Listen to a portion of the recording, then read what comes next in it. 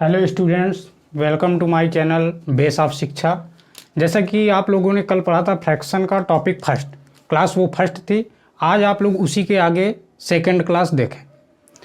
कल हमने आप लोगों को बताया था कि भिन्न कितने प्रकार की होती है, कौन कौन सी भिन्न होती है। उसी के आगे देखें, एक भिन्न है आपकी व्युत्क्रम भिन्न, रेसिप्रोकल फ्रैक्शन। यदि भिन्न के अंश और हर को आपस में बदल दिया जाए तो वह भिन्न जो होती है वो व्युत्क्रम भिन्न रेसिप्रोकल फ्रैक्शन होता है।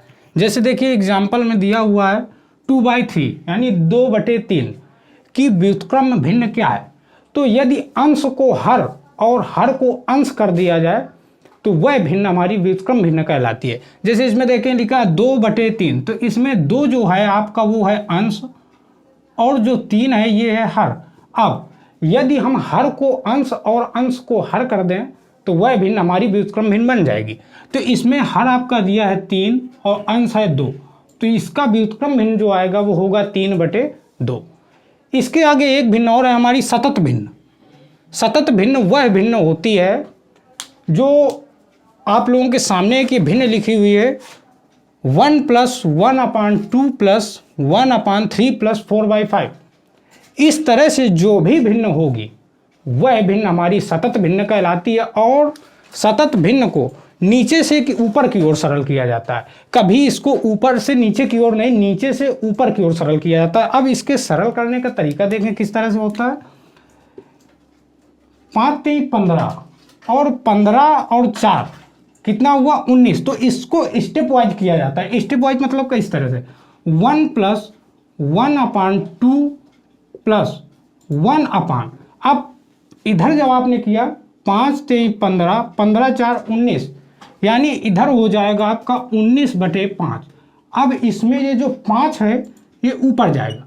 5 जब इधर आ जाएगा तो ये हो जाएगा 1 धन 1/2 धन 5/19। अब इसका फिर वही प्रोसेस, इसका गुणा 2 के साथ करने के बाद जोड़ने के बाद आप लोगों को मालूम है इसी तरह से इसका प्रोसेस चलता है।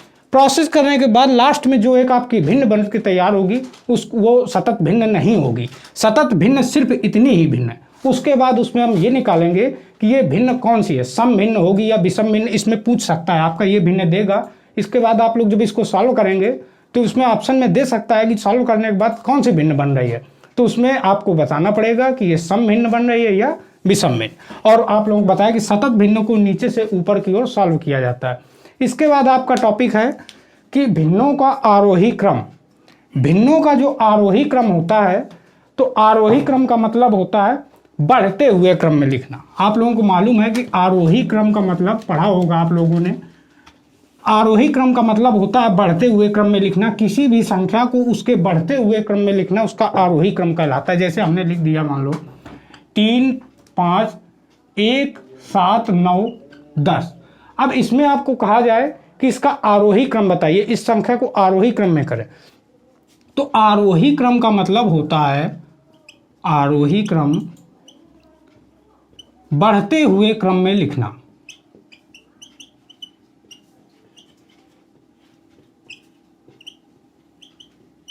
किसी भी संख्या को उसके बढ़ते हुए क्रम में लिखना आरोही क्रम कहलाता। अब इसका बढ़ता हुआ क्रम देखो, सबसे छोटा क्या है 1, उसके बाद 2, इसके बाद आया आपका 5, 7 और 9 और 10। तो किसी भी संख्या को उसके बढ़ते हुए क्रम में लिखना उसका आरोही क्रम कहलाता है। अब भिन्नों का आरोही क्रम, ये क्वेश्चन आ जाता है कि भिन्न दे देता है और भिन्नों में पूछ लेता है कि इसको आरोही क्रम में एडजस्ट करिए। और आपके एग्जाम में जो क्वेश्चन आएगा, हाँ तो भिन्न दे देता है कि इसमें कौन से भिन्न आरोही क्रम में है, उसको आरोही क्रम में एडजस्ट करें। जैसे दे दिया आपका 2/3, 5/6 और इसमें से कोई एक संख्या और आपको दे सकता है। मान लो दे दिया हमने 8/9। अब इसमें से कह देगा कि इसको आरोही क्रम में लिखें। तो आप इसको अब किस तरह से आरोही क्रम में लिखेंगे देखें।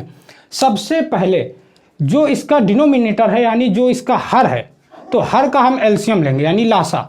हर का लासा लेने के बाद उसको हर के क्रम में बनाना पड़ेगा। अब उसको किस क्रम में बनाते हैं देखें।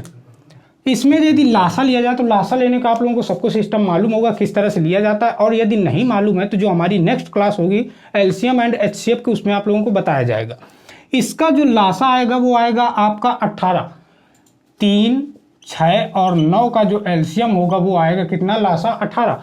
अब इसमें हमको हर के क्रम में बनाना है, तो हर के क्रम में देखें उसको आप लोग ना बनाइए, इसमें एक ये करें कि इधर हर को, प्रत्येक संख्या के हर को 18 बना देना है हमको। तो जब 18 बनाएंगे तो जितने का गुणा अंश में होगा उतने का ही गुणा हर में होगा। जैसे देखें ये लिखा है आपका 2/3, 5/6 और 8/9। अब हमको हर को 18 बनाना है, तो जब 18 बनाएंगे तो देखो 9 दूनी 18, 2 का गुणा हमने हर में किया और 2 का ही गुणा हम क्या करेंगे, अंश में करेंगे।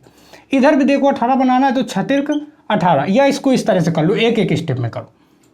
जैसे लिखा 2/3, अब इसको 18 बनाना तो 6 18 और इसमें भी 6 का गुणा, यानी ये निकल करके आ गया 12/18 फर्स्ट संख्या। दूसरे वाले को देखिए, जैसे दिखा है आपका 5/6, अब इसमें भी इसके हर को 18 बनाना है, तो 6 18। अब 3 का गुणा यदि हमने हर में किया तो 3 का गुणा अंश में भी करेंगे 3, तो इधर हो गया 5 15, 6 18। अगली संख्या है आपकी 8/9। अब इसको भी हमको 18 बनाना है, तो इसको 18 बनाने के लिए क्या करेंगे, 9 गुणते 2 और 8 गुणते 2, क्योंकि हर 18 आना चाहिए। तो हर हो गया 18 और 8 दूनी 16, हर देखे सबके बराबर हो गए। अब हम इसमें कैसे समझ पाएंगे कि इस संख्या को हमको आरोही क्रम में किस प्रकार एडजस्ट करना है। तो जिस संख्या का लासा ज़्यादा होगा, नहीं, जिस संख्या में अंश ज़्यादा होगा वो संख्या आपकी बड़ी होगी, और जिसका अंश छोटा है वो संख्या आपकी छोटी होगी।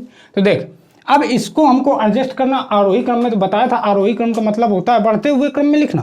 तो पहला ये 12/18, इसके बाद इसका बढ़ता हुआ क्रम क्या होगा, वो होगा आपका 15/18। फिर इसके बाद जो अगला होगा वो क्या होगा आपका 16/18, 16/18। तो 12/18 जो छोटा है किससे, 15/18 से, लेस देन 15/18 छोटा है किससे, 16/18 से। तो ये जो आपका सिस्टम बन गया, ये संख्या हमारी अब आरोही क्रम में एडजस्ट है। इसी में पूछ ले सकता है आपसे कि इसमें बड़ी संख्या कौन सी, तो आपको मालूम है कि जो बड़ी संख्या निकली वो निकली 16/18, और इसी में पूछ सकता है कि छोटी संख्या कौन है, छोटी संख्या आपकी निकल करके आ गई 12/18। अब इसके बाद इसी में पूछ लेता अवरोही क्रम। तो अवरोही क्रम का मतलब होता है, हाँ अब इसके बाद बता रहे थे आप लोगों को अवरोही क्रम। तो अवरोही क्रम का मतलब होता है किसी भी संख्या को उसके घटते हुए क्रम में लिखना ही अवरोही क्रम कहलाता है। जैसे कोई भी आपको संख्या दे दी गई, मान लेते हैं हम संख्या हम लिख देते हैं 3, 1, 5, 9, 12, 18। अब इसमें से आपको कह दिया कि इसको अवरोही क्रम में, तो घटते हुए क्रम में लिखना है, यानी सबसे पहले बड़ी संख्या उसके बाद छोटी, इस तरह से लिखना है घटते हुए क्रम। तो सबसे बड़ी क्या 18, 18 के बाद आपकी 12, 12 के बाद 9, 9 के बाद 5, 5 के बाद 3, 3 के बाद 1। ये हुआ इसका अवरोही क्रम। अब भिन्नों का भी अवरोही क्रम आपसे पूछ सकता है कि भिन्नों कुछ भिन्ने दे देगा, उसमें आपसे कहेगा इसको अवरोही क्रम में लिख। तो देखें किस तरह से उसको अवरोही क्रम में लिखा जाता है। मान लेते हैं हम कोई भिन्न दे दिया 4/5, 7/15,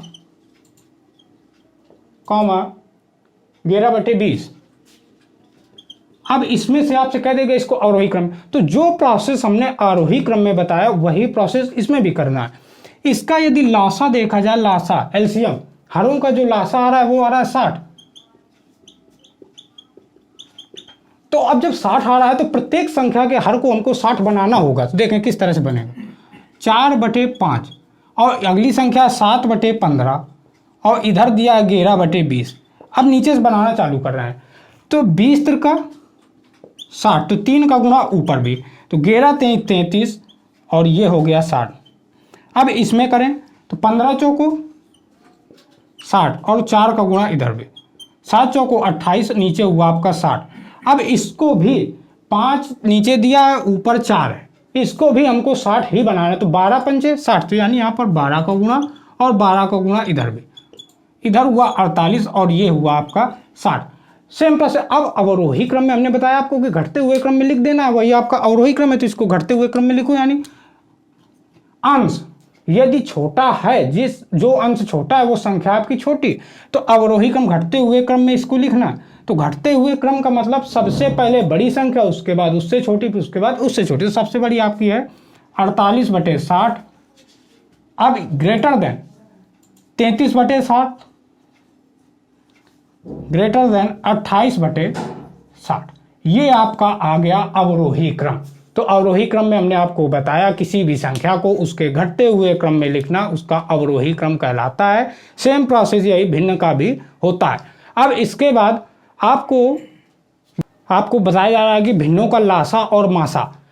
अवरोही और आरोही क्रम आपने पढ़ा, अब पढ़ेंगे आप लोग भिन्नों का लासा एवं मासा। तो देखिए लासा और मासा किस तरह से निकाला जाता है किसी भी भिन्न का। जैसे हमें कोई भी भिन्न दे दी गई, मान 3/8, 3/8, 5/12 और एक अगली संख्या और आपको दे दी गई, उसको ले लेते हैं हम 9/16। अब इसमें से आपको कह देता है कि इनका लासा ज्ञात करें, भिन्नों का लासा। तो अब इसका एक फार्मूला होता है। फार्मूला क्या होता है कि किसी भी भिन्न का लासा निकालने के लिए, इसको आप लोग नोट कर लें, भिन्नों का लासा बराबर अंशों का लासा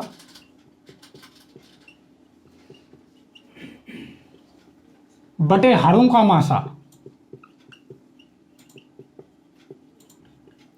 और भिन्नों का मासा बराबर जो फार्मूला होता है वो होगा आपका अंशों का मासा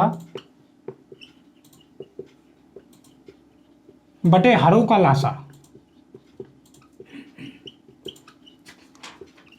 अब इसमें ये आपको एग्जाम्पल एक दिया हुआ है, इस एग्जाम्पल को आप लोग ध्यान से समझें। इस फार्मूला को आप लोग लर्न करेंगे जो लिखा है हमने, और जिन बच्चों को आता हो तो इस क्वेश्चन को लगाएं। लगाने के बाद आपका जो आंसर है उसको कमेंट बॉक्स में कमेंट करें उसका कि ये आंसर आया। अब इसके बाद आपसे मिलते हैं नेक्स्ट क्लास में। तब तक के लिए आप लोग इसी क्लास को पढ़ें, इसके पिछली क्लास को पढ़ें और अधिक से अधिक चैनल को लाइक, सब्सक्राइब और शेयर करें। धन्यवाद।